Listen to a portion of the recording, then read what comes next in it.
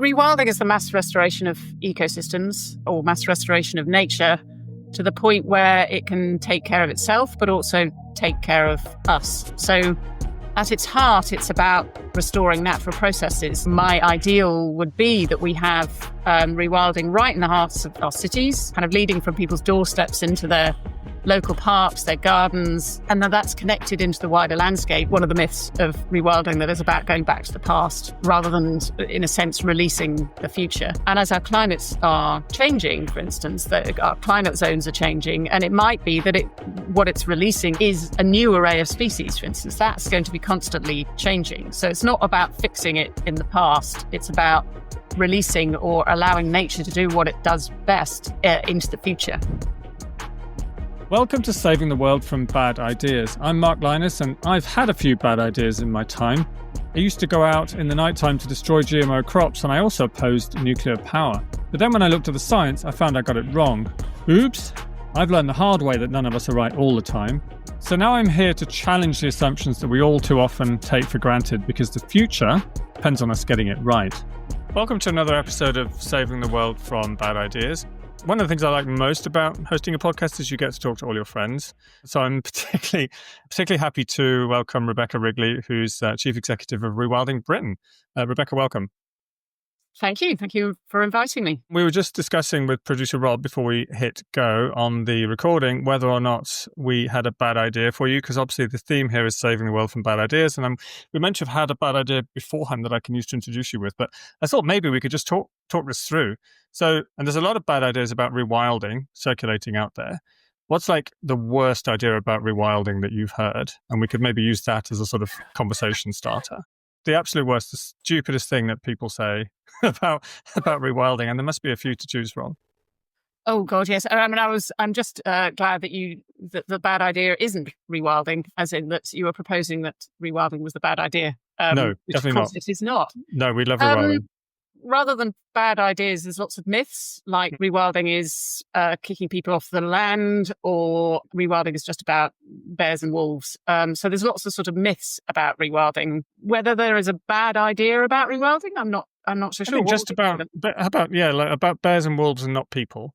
Maybe that's we've got to try and summarize it in something that'll go on a social media slide that they can use. But so I think maybe about wolves and bears and wolves, not people. That can be the bad idea, because I mean it's definitely it's definitely something you hear, isn't it? Is that rewilding's ultimately there's some kind of shady campaign to bring wolves back so that they can attack our livestock and our children. And in reality, rewilding's a totally different concept. So for the kind of uninitiated, can you give us a kind of very broad overview of what rewilding actually is, as opposed to the myths that are out there?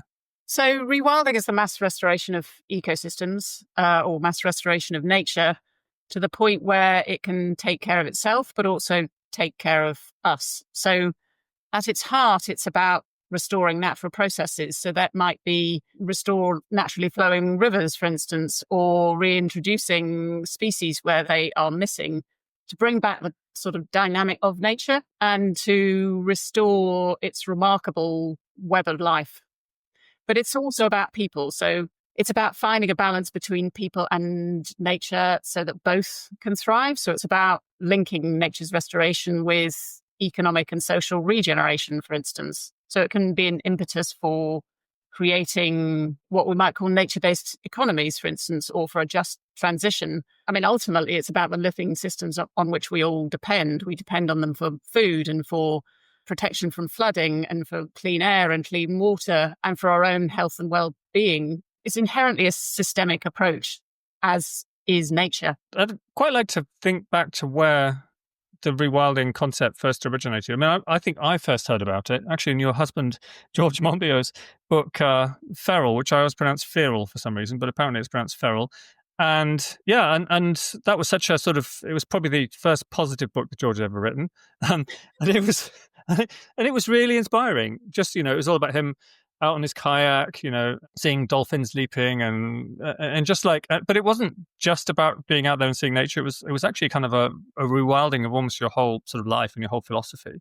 Was the origin of Rewilding Britain around that time as well? I'm not sure exactly how it got started, but it's become this pretty big NGO. You've got large numbers of staff now and a big turnover. So, like, tell us how the whole organizations have started and then evolved. Yes, it was catalyzed, I suppose, by George's book Feral. And so a few people contacted him and got in touch and say, look, we've got to do something about this. And as it happens, I come from a background of conservation and development. So I worked overseas in Mexico, Uganda, and the Pacific, initially working in forest restoration, but clearly it became very evident, for instance, land in Mexico is largely communally owned, that you can't do conservation and restoration without community involvement, community engagement, and community regeneration. So that's kind of the background that I come from. And I'd just been made redundant. And at the point all these people were contacting him and saying, we need to do something, I got involved and offered to help. And I think at the point where everyone else said, yes, let's set up an organization and get something going in Britain, people, everyone else was looking at their feet, and I happened to have my sort of head up and ended up getting roped into setting up Rewilding Britain. This is our 10th anniversary year, which is quite exciting. And yeah, we're now over 30 people, which I don't think I could possibly have imagined 10 years ago, but seems to have really generated some interest and helped start to kind of mainstream rewilding, both in our consciousness, but also in our practice. And so what's the current size of Rewilding Britain? Like, just give us a sense of where you are as an organization. So we're just over 30 people. 30 people, like full-time or part-time or everything? Combination. Wow. Actually, I'm not sure what the full-time equivalent would be, probably 25 maybe.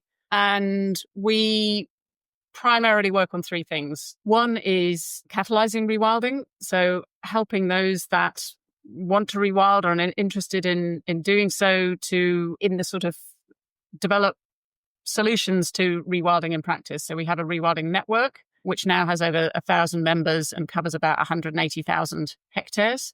So that's a sort of peer support group. They learn from each other and share ideas and share practices, but we also provide support to them, including some funding. So we have some innovation funding, some sort of small grants, and an annual challenge fund that's £100,000 to help a kind of early stage idea scale up. So more focused on the larger scale rewilding projects on land, but also at sea. So we do both marine and terrestrial rewilding. So that's helping to catalyze rewilding in practice. We also influence. So we want to create an enabling context for rewilding in terms of policies, legislation, regulation, funding and financing, and research. So we work a lot in advocacy. We've got quite a big team and across the devolved nations. So someone looking at UK, England, Wales and Scotland, because obviously a lot of the policies and legislation covering or kind of relating to rewilding are devolved. And then we engage people in rewilding, and primarily with the idea that we want to just normalize rewilding as just a normal way of managing the land and sea, and sort of in people's consciousness. This is just in the 21st century in relation to what we're asking of the land and sea. Rewilding is actually a really productive use of the land and sea. So it's, why shouldn't it become just part of the way that we do things? Right. And it depends on scale, doesn't it? Because, I'm in the Welsh borders. I've got 6 acres of, I kind of consider it rewilding. It's a lot easier to maintain, not having to do huge amounts of work on it. But, I've got little blackthorn bushes appearing, lots of butterflies, even orchids have come back to the land. And it just has a sense, has this kind of feeling of almost like being an oasis, because we're surrounded by a lot of livestock. Sheep wrecked, I think, was the term that George coined, and dairy cattle as well. And it just feels vibrant. But, I can't have a fully functioning wolf pack on all the different kind of trophic levels that you'd get on much larger scale. So give us a sense of how rewilding looks in practice at different scales. So, I think probably one of the other myths is that rewilding is, distant from people or just on large landscapes, when actually it can happen at all scales, particularly where it's connected. So for me, my ideal would be that we have rewilding right in the hearts of our cities, kind of leading from people's doorsteps into their local parks, their gardens, and then that's connected into the wider landscape, maybe through river corridors, for instance. So you can get the scale that is needed to allow nature to lead more through connectivity just as much as you can do through kind of large, probably isolated landscapes. So, and at sea, even more so, what we're calling for, and there's some exciting kind of momentum building behind that, not least because of David Attenborough's film Ocean, which has really identified the need for not just protecting areas of the sea, but stopping the damaging activities that are currently happening here and the benefits that that can bring, both for nature, which rebounds really quickly at sea, but also for the surrounding areas because of this spillover effect. If you've got these breeding grounds and nurseries and places of abundance, fish obviously can swim and they can move into other areas where they improve fisheries. So it's kind of win-win at sea. Yeah, I mean, it's difficult to imagine a more ecologically destructive practice than bottom trawling, which, they're just dragging this machinery across the seabed, which plows it up, disturbs the sediment, just destroys all of the marine life that's down there. And yet it's still apparently being done in our own marine protected areas around the UK. I don't know what the case is in other countries. And I believe the government's just changed policy on that, and that was announced at the UN Oceans Conference. So things do feel like they're moving in the ocean space, don't they? I think that's a really great example of a kind of how we see change happening. So we need to normalize rewilding. And what Ocean has done is, in particular, is actually shown people, because one of the problems with the sea is people don't see the damage that is happening. So they filmed, I don't know how many of your listeners have seen the film, and I would encourage them to do so, but they filmed a bottom trawler trawling along the bottom of the sea and the damage and the devastation that causes. You can even see it from space, the sort of trails along the seabed that happen. So that's kind of shifted people's consciousness. It's almost like you can't unsee that. And people now know what it looks like and the damage that it's doing. So that's kind of shifted consciousness and public thinking that then has influenced policy. So you rightfully say that government has banned bottom trawling and dredging, not across all our marine protected areas, which is slightly odd because how can you call it a marine protected area when you allow one of those damaging practices that we know of? But they've increased the area in which bottom trawling and dredging is banned across the system of our marine protected areas, which is a really positive thing. So that's kind of public thinking, public consciousness, influencing politicians that change policy, that shift the way that we do things. And that's kind of the way that we work, I suppose, as an organization, looking for systems change and systems transformation to create the kind of ambition for change that we want to see. So ultimately, we want to see 30% of our land and seas rewilding. And again, coming back to our, what was it, bad idea? That's not kicking people off the land and sea. It's not about bears and wolves rampaging across the landscape, but it is across a spectrum of approaches. So in essence, it's a sort of shift in mindset towards managing for natural processes rather than managing for maximizing kind of production, as it were. So that can include some, on lands, that can include some forms of grazing because cattle or the wild form of cattle was a native species in Britain. So you might have places like the Knepp Estate, which many people might know of because of the film Wilding, where they still have cattle and deer and they kind of act as the top predator and cull some of those each year and produce meat, for instance. And we're looking at ways in which would natural process-led forestry be, for instance? So one of our native species, or previously, was straight-tusked elephants, for instance. So our forests and woodlands are elephant-adapted, in essence, which is why many of them coppice so well, because they're used to being knocked down, pulled up, and then regrowing. And so it'd be really interesting to explore forestry practices, for instance, that mimic natural processes and that could be part of a rewilding system. Yeah, it's amazing to think about what you'd consider to be a native species, for at least for the UK, and in fact for everywhere, of course. It raises the question of where you set the baseline, because elephant adapted species in the UK, there might be, maybe it's about mammoths, or maybe you're even going back to the last interglacial when there's lions and hippos and in the Thames and things. Like, is there a particular point where you say, right, this is what a wild ecosystem looked like before, I don't know, I guess before humans came along, or is it always about sort of grey areas and nuance? I mean, again, that's one of the myths of rewilding, that is about going back to the past rather than, in a sense, releasing the future. So if you start to put back in those natural processes, it builds the sort of functional resilience of nature. And as our climates are changing, for instance, that our climate zones are changing, and it might be that what it's releasing or is a new array of species, for instance, that's going to be constantly changing. So it's not about fixing it in the past. It's about releasing or allowing nature to do what it does best into the future. Yeah, no, you make a good point. One of the reports that I think I wrote alongside you actually a few years ago with Rewilding Britain, I think I worked out that the climate zones were shifting by 20 meters a day, or, obviously going to the north in the northern hemisphere because of the warming process. So of course, like, species can't just return to the past or stay in a kind of stasis. I mean, these are going to be rewilded ecosystems are going to be anthropogenic in that sense, and also quite novel, right?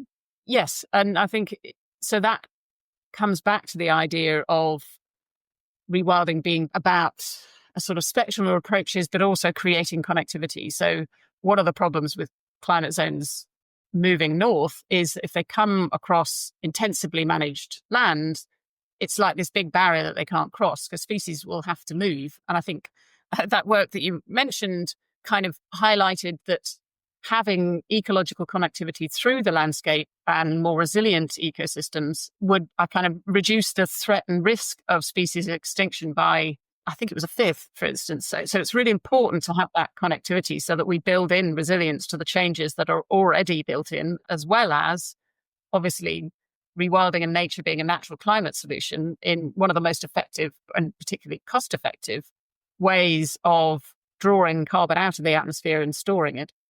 Yeah, I think I can't remember what the figures were, but regenerating native woodland, wetlands, blue carbon in the coastal marine environment. I mean, these are places where carbon can be sequestered in the long term, and it's one of the biggest drawdown options for removing the excess carbon dioxide that's now in the atmosphere. And of course, it has the benefit of being a way of enhancing nature and also tackling the biodiversity crisis at the same time as climate. So for me, that was one of the things that is so exciting about rewilding is that that's allowing nature to restore itself actually tackles some of the biggest crises that we face. But I want to try and drill down about how this looks, and maybe this is another myth about kicking people off the land, or perhaps also look at rewilding and agriculture and farming. You mentioned the Knepp estate, which is a sort of totemic rewilding estate in southern England. And in some ways, it's like very low intensity regenerative agriculture, and that they're producing a certain amount of beef, right? I mean, you could tell me a lot more about this than I know.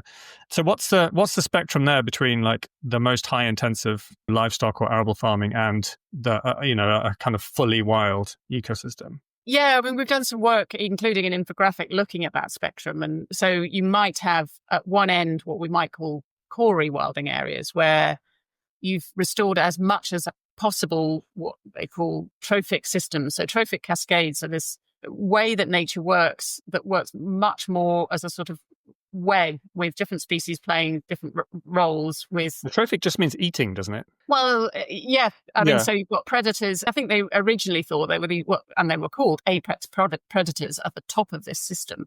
This is almost pyramid, and then predators eat the herbivores that eat the grass that eat that, and whereas they're much more now realizing and understanding that it's much more of a sort of web of life rather than a pyramid with apex predators at the top. And there are particular species called keystone species that play a really important role in that, in a similar way to the keystone of an arch in a church, for instance. If you take the keystone, which is a stone at the top, out, the arch collapses. And if you take keystone species out of a system, what can happen is ecological collapse. And then it's very difficult to kickstart that or upgrade that ecosystem if you don't put those keystone species back in. Beavers in Britain are an example of a keystone species, because what they do is create wetlands and sort of engineer their environment through cutting down trees, for instance, and through the channels that they make and through creating dams, that then create habitats for other species to sort of come back in. So they kind of are amazing kickstarters of nature's restoration.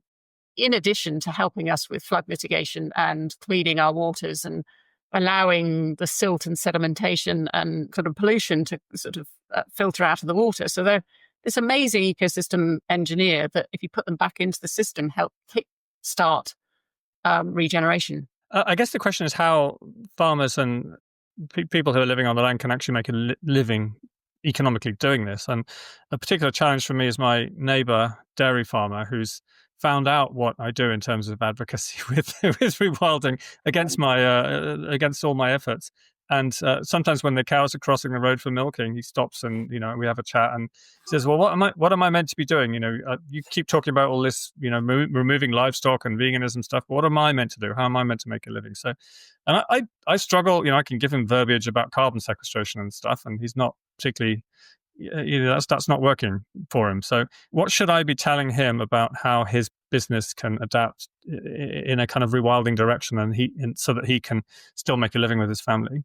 First thing to say is that we're not calling for rewilding everywhere. So, what we have done is had a look at, so there's a kind of global commitment to 30% for nature by 2030, which our leaders have also signed up to. We don't think it's good enough to just halt the decline of nature. We want to see the restoration of nature. And so we want to see rewilding across 30% of Britain, not just the protection of nature. Because if we simply protect it, we're going to end up with more national parks and protected areas like the ones we've already got, which are nature depleted. I mean, it's a very often quoted statistic that we are one of the most nature depleted countries on earth. I think 189th out of 218 countries in the world in terms of nature depletion. So it's a pretty desperate place to be, and we need to do better. We need to restore nature. So, and again, across a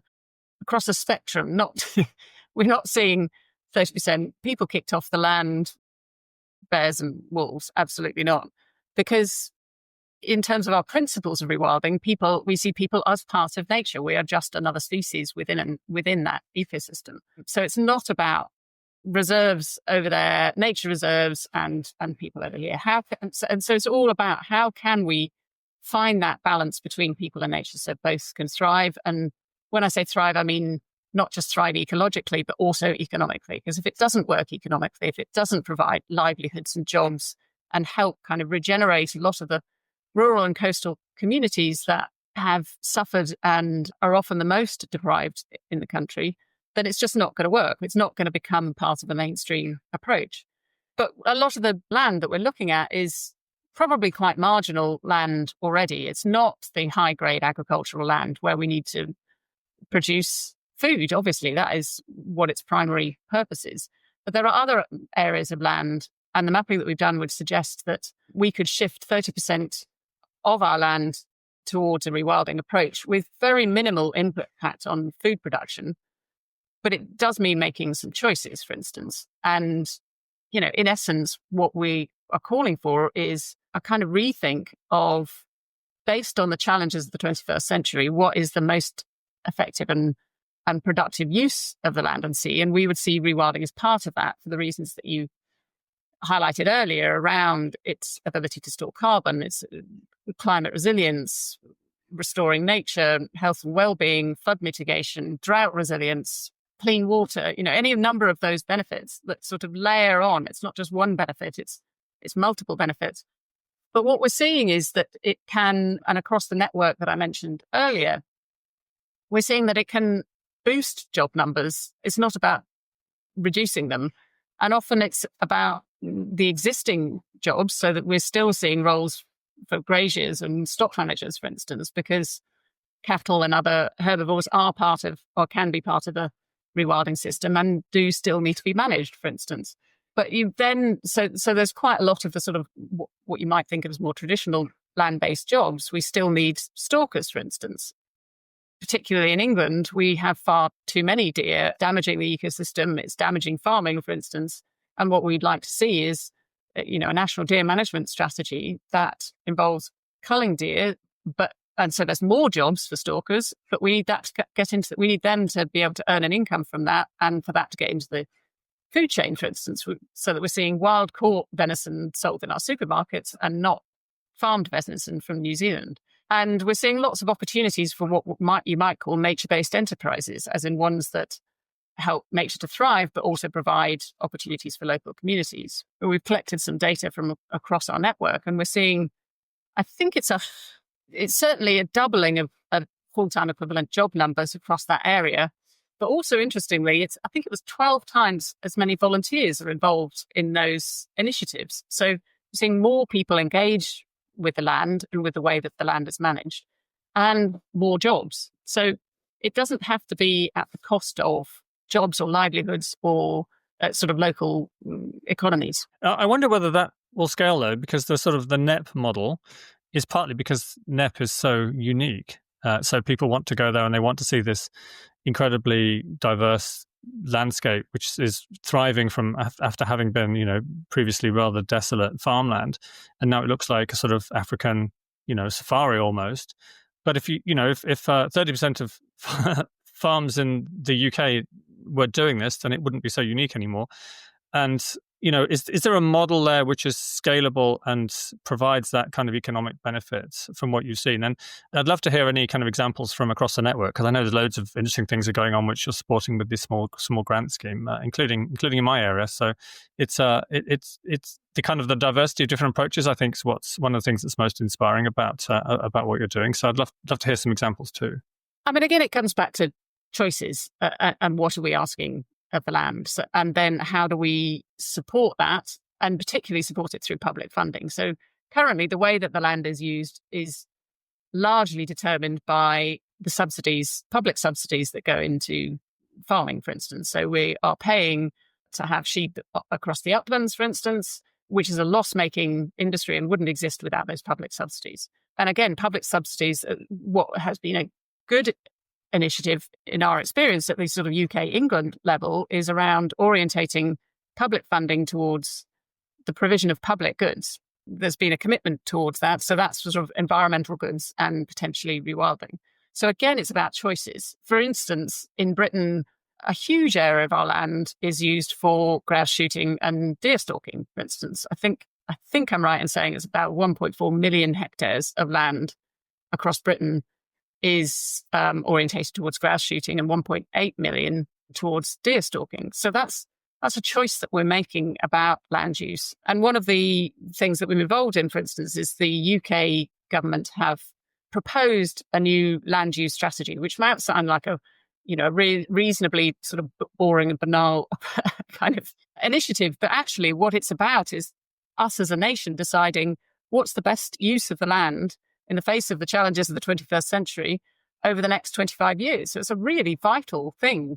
We'd love to see more people involved in making those decisions, those that live and work on the land, but also those of us who have a stake in that, in making those decisions. And we'd like to see public funding going into supporting a shift in land use, again, so that it addresses the challenges that we're facing. We're in a climate emergency, we're in a nature emergency. We need to produce food, we need to produce timber, we need human health and well-being. We need to be able to balance all of those things.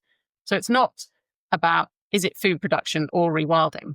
Or is it timber or production or rewilding? It's about finding a balance between all of these different needs and imperatives. And that's different from, our land use at the moment really was determined post-war, or post-Second World War, the 60s. Oh God, how long ago was that? And, what we're asking of the land and sea is different in the 21st century. And actually, that's quite central to our worldview at We Planet, which is really, I try to think what the real core concepts are. I think land sparing is probably one of them, which is why we support, more high-intensity agriculture on smaller parcels of land, so that we can then spare as fully for nature as possible the land that's freed up from that, while at the same time continuing to feed a growing human population. But we all do need to eat a lot less meat and dairy, ruminants in particular. So it's like beef and lamb are particularly land, I think, it's extensive. So they use huge amounts of land to produce, small numbers of calories. That's also why we're keen on alternative proteins and some of the plant-based alternatives to meat, which are becoming more and more available. And same actually with GMOs and some of the novel techniques that can hopefully move this forward. Like, do you get involved in that kind of broader agenda with rewilding, or do you just try and focus on the specific projects that you're supporting? Again, if we're going to mainstream rewilding as an approach, we have to engage in how do we rebalance our our land and marine use over the next 20, 30 years. And that, again, does involve choices. I mean, I think the National Food Strategy, for instance, also identified that if we eat less meat, and it's not necessarily asking people to go vegan, for instance, but eating a lot less, so that land that is currently dedicated to pasture could then shift into, maybe some land could shift into more intensive agricultural use, and other land could shift into much less intensive uses like rewilding, that could still involve grazing, again, because we need grazing as a natural process. So I think it is about having a kind of national conversation about this. How do we balance that? And logically, eating less meat would help with that balance. So yes, it is a debate. It's not a central part of our work, but for instance, we did a submission to the land use framework consultation that the government put out, and very much called for this. For instance, at the moment, the different classifications of land that were described in that framework are agricultural, non-agricultural, and urban. So, and to my mind, you can't define something by what it's not by what it is. So what we'd like to see, for instance, is a new land use classification of natural process-led land. And we'd like to see 30% of Britain reclassified, so that it's almost like this mindset shift again, coming back to that kind of, how do we normalize this, of how do we see this as a valid and productive land use? And how do we then, with the remaining land, how do we use that most productively? And some of that will involve shifting things from pasture, particularly the least productive pasture, the most marginal pastures, into a rewilding approach, or make a decision about whether to focus on other forms of protein production. Yeah, I mean, the livestock issue is so gigantic. I can't remember what the figures are, but it's something like a third or half of our land in the UK goes to supporting livestock and meat and dairy production. If you include the feedstock as well, and particularly the proteins that are being imported from abroad. So, and actually, if you look at it, like literally everything else is a rounding error. Solar parks and golf courses, or even housing estates and urbanization, things that we argue over from a land use perspective, actually are really, really trivial compared to the impact of livestock. And in the upland areas, huge parts of the UK, and I see this in Wales. The Brecon Beacons National Park, which is my closest one, I think has 1 million sheep. And they had a nature restoration strategy. And I looked at this document on the web, and I did a sort of Control F thing to try and find sheep. There's no mention at all. I tried livestock, no mention at all. And so it's almost like the main threats to nature that they see it come from, I don't know, dog walkers and climate change. So literally, there was this, the cliche is the elephant in the room, but they really weren't able, and perhaps for cultural reasons, because livestock's such a sort of culturally significant issue still, particularly sheep farming in Wales and other forms of livestock husbandry elsewhere in Europe and around the world. Like, it's the cultural shift, isn't it, which is going to be key as well, because nobody's making money on this, and it's in fact all taxpayer supported. But if you say anything against it and you criticize sheep farming, then you're in a whole world of pain. I think we should find a position where it isn't antagonistic. Again, it's not anti-livestock farmer, for instance. It's about a conversation about our common future. And grazing, for instance, in a rewilding model is a really important element of that. And so, again, as in the network members that we've got, many of them are still using grazing and still using domestic animals to do that grazing. Yeah, actually, I'll cite our example for, sorry to interrupt, but Wye Valley Wilding, which has got one of your grants actually, which is my local network that I actually helped to set up. There's a local farmer here who supplies native breeds of cattle, which then he moves around between all the different rewilding areas because they're all too small to have their own herds. And it's just a really, I think it's just a lovely model. So he can bring the cattle on off as is appropriate in a rewilding system, and he does the same with sheep and so on. So there's a livelihood for a local farmer, which is entirely integrated with some of the rewilding that's going on here. And that could include tenants and commoners, for instance. So met a great couple. So I live south of Dartmoor, on an estate, a National Trust estate near Exeter, who are a young couple, tenant farmers. They were looking for a way into the sector, really struggled, and the National Trust offered them a tenancy. And they've got a model of native breeds, managing them very extensively. It was part of a kind of rewilding system, and then they're selling the meat, for instance. There's also approaches being proposed, or visions being proposed for Dartmoor, where there is still obviously grazing involved. It's just what's the density and at what time of year and how is it managed? And so again, there's still roles for people managing stock, and there's still livelihoods, both, again, the more traditional ones and new ones. And what they're proposing on Dartmoor is to manage to herd them more, for instance, and control when that grazing happens, at what time of year, what density, and what type of animal. So again, it's not taking grazing out of the system completely, and it's about finding that balance and being able to have that conversation. So it's really important to sustain local livelihoods and sustain local culture, for instance, and to involve people in decision making. I mean, I come from, again, an international development background and worked in Mexico, where the land is communally owned, and there are community councils making decisions about how that land is managed. And that has very much informed sort of our approach, in the sense that we would like to see much more community engagement in and ownership of the land. For example, there is the Langham Initiative in the south of Scotland, where the local community of Langham bought out an ex-grouse shooting estate owned by the Duke of Buccleuch, and are now managing that, sort of linking rewilding and nature's restoration with community regeneration. So this can be an opportunity to revitalise, ecologically and economically. So what are some of the species that we're seeing being brought back here? I'm thinking of beaver and elk and things. And tell me what the most exciting sort of species restoration that you've seen around the UK has been so far. I mean, beavers are obviously the sort of success story. Wasn't that like guerrilla rewilding? Weren't they mysteriously appearing around the UK? Because the government was, tell me the story of how this transpired, because I'm a bit vague by the details. Well, yes, they have appeared in places where they didn't previously exist. How that happened is a total mystery, yes. But initially in Scotland, but they are now spreading in Scotland, also in Britain, near us in the River Otter in Devon. They're also spreading. We wouldn't necessarily advocate for illegal release of species. For instance, there was a big controversy recently in Scotland where I think it was 3 lynx were sort of 3 basically hand-reared lynx were dumped by a roadside. And that was, claimed to be guerrilla rewilding, which I think it was more like someone dumping their pet lynx.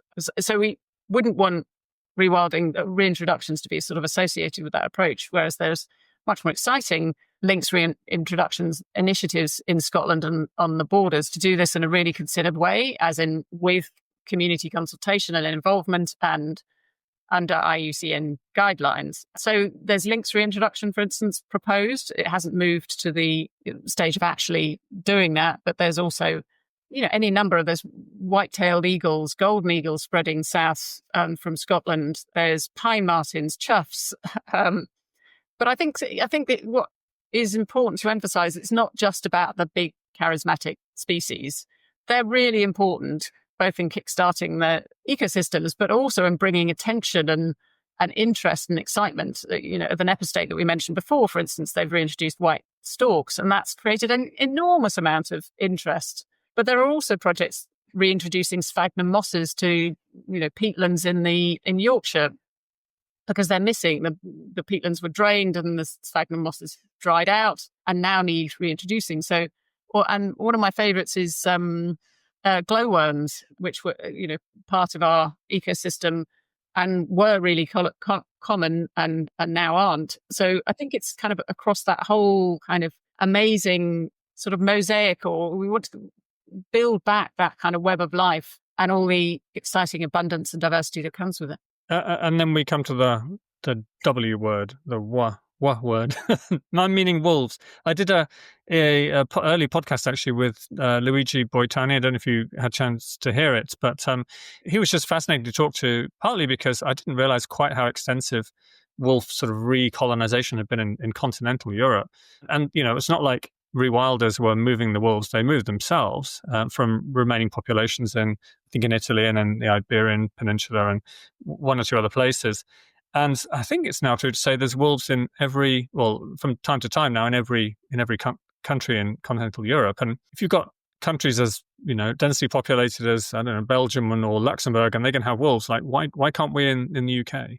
I mean, we would ultimately love to see wolves reintroduced in the UK. There's no reason why it couldn't happen. But the challenge is that we're an island, and historically we have got much more used to living without predators than on continental Europe. And so things like our whole sort of farming systems, our systems of herding, for instance, have completely changed. So there's a sort of, in a sense, a bigger shift. We're not living with many of the species that people are just accustomed to in Europe. But as long as, it's a bit like beaver reintroductions, there are always going to be challenges and potential conflicts. And we just have to find proactive and positive ways of mitigating that and learning to live again with carnivores in our ecosystems. And again, for instance, with beavers, some of the potential problems are when they dam a watercourse that could lead to flooding, for instance. But you can, there are ways of addressing that. There's this wonderful thing called a beaver deceiver, which is a sort of little plug that you put in the dam that allows the water to flow, that stops them, then it kind of deceives them into not building that dam up. Or you can just move them, and ultimately there needs to be, mitigated measures of lethal control, for instance. I mean, in Germany, I think it was something like there's a population of 25,000 and there's an annual cull of 3,000 where the problems are caused. So we've got to be pragmatic about this. Again, particularly working with those communities that might be most affected by their presence. Yeah, I'm still hung up on the beaver deceiver here. That's got to be my phrase of the day, I think. I'm going to Google it later and try and see what one looks like. But the issue is that if you've got all these proliferating herbivores, and you mentioned deer earlier on, if you don't have the carnivores who are the top predators, to use the old lingo, you then have to manage their populations with human intervention, don't you? So, like, sooner or later we have to have, I don't know whether lynx would do the job or not and keep the deer populations in some kind of stable situation, or whether you do need wolves and bears ultimately to get the whole food web back to some kind of a functional level. I mean, it's degrees, isn't it? I mean, for instance, lynx reintroduction, a lot of foresters would love to see that because deer are causing so much damage to our woodlands. Also, grey squirrels, which I don't know how many people know are not a native species and are equally causing damage. And they mean that we can't use some of the broadleaf and continuous cover forestry practices that they use in continental Europe because of the deer and squirrel numbers that there are in Britain, for instance. So again, it's about what we learn from nature that is that it is about balance again, and it's about degree of management. So this spectrum of rewilding that I've referred to, at the higher end of that spectrum, you'll have these full trophic cascades where we would love to see places where we have predators maintaining the sort of balance of that system. But at other levels of the spectrum, we might see humans playing that role, for instance, in annual culls of deer. And again, that's an opportunity to bring food into the food system, for instance.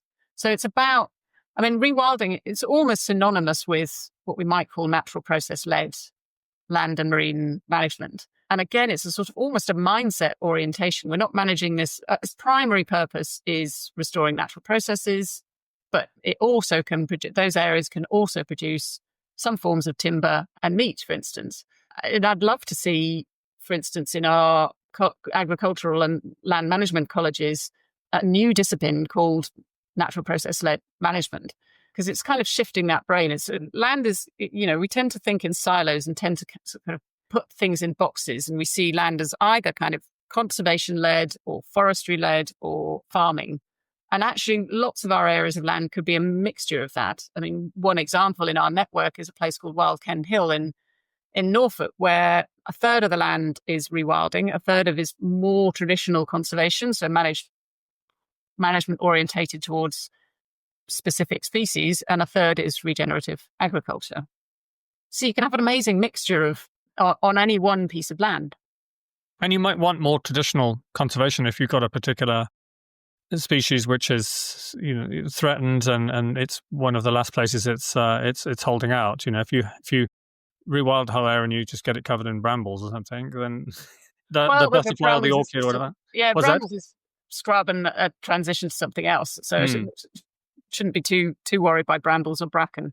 But the reality is, if we see just a lot more of our ecosystems and nature managed in this way, we'll see a greater, volume of an abundance. So we won't have to protect tiny little patches for single species anymore. I mean, there was an interesting debate that happened in Scotland between, I think, the lichenologists and those wanting beavers to sort of spread across Scotland, because the lichenologists were up in arms because beavers chop down trees and that might damage lichen. And you just think, well, but if you just saw our forests and woodlands expanding across Scotland, including our sort of wonderful temperate rainforests and Caledonian pine forests, you wouldn't have to worry about a single tree that might get knocked down by a beaver that has lichen on it, because there'd just be a lot more, amazing mixtures and mosaics of habitats and species. So you wouldn't have to try and defend, that single plot with a single species. Maybe the lichenologists will have to invest in the beaver deceivers. But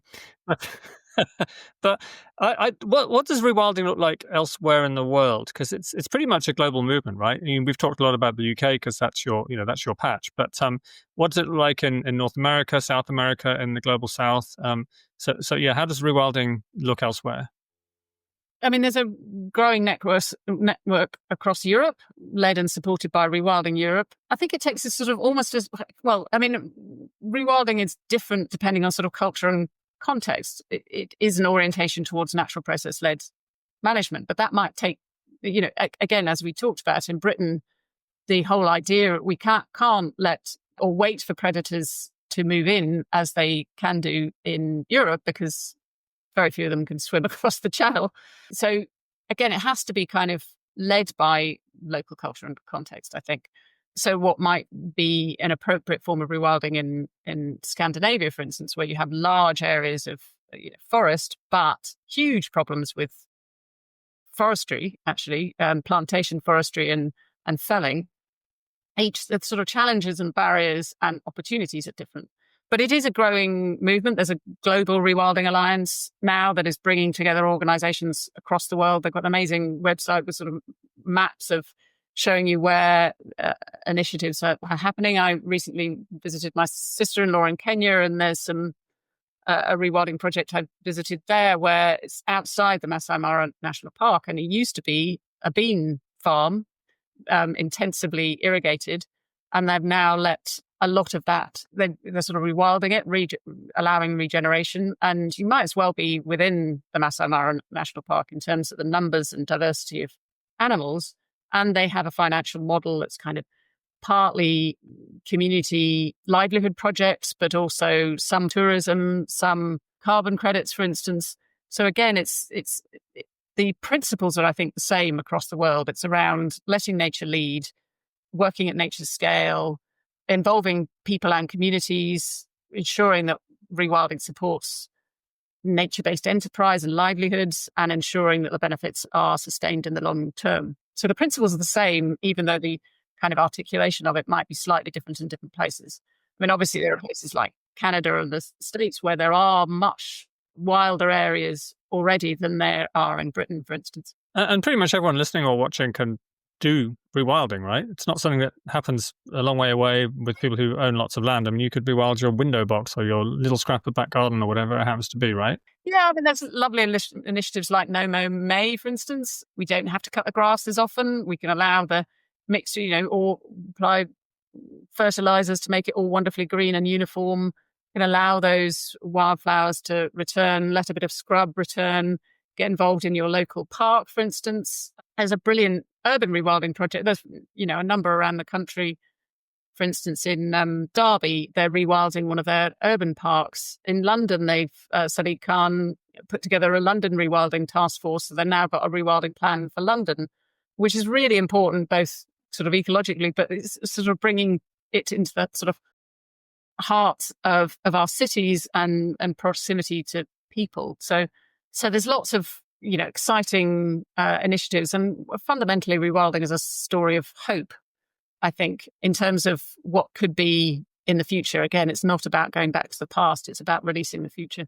You have to be comfortable with things being a little less tidy as well, don't you? Yeah, you do. But it's interesting because one of the things that we got involved in slightly randomly was a garden at the Chelsea Flower Show, which the designers, two brilliant designers, got in contact with us and said, we'd like to do a garden. We'd like it to have a rewilding theme. So they recreated a sort of a beaver pond with a dam and, sort of wetland around it in this small patch in the middle of London.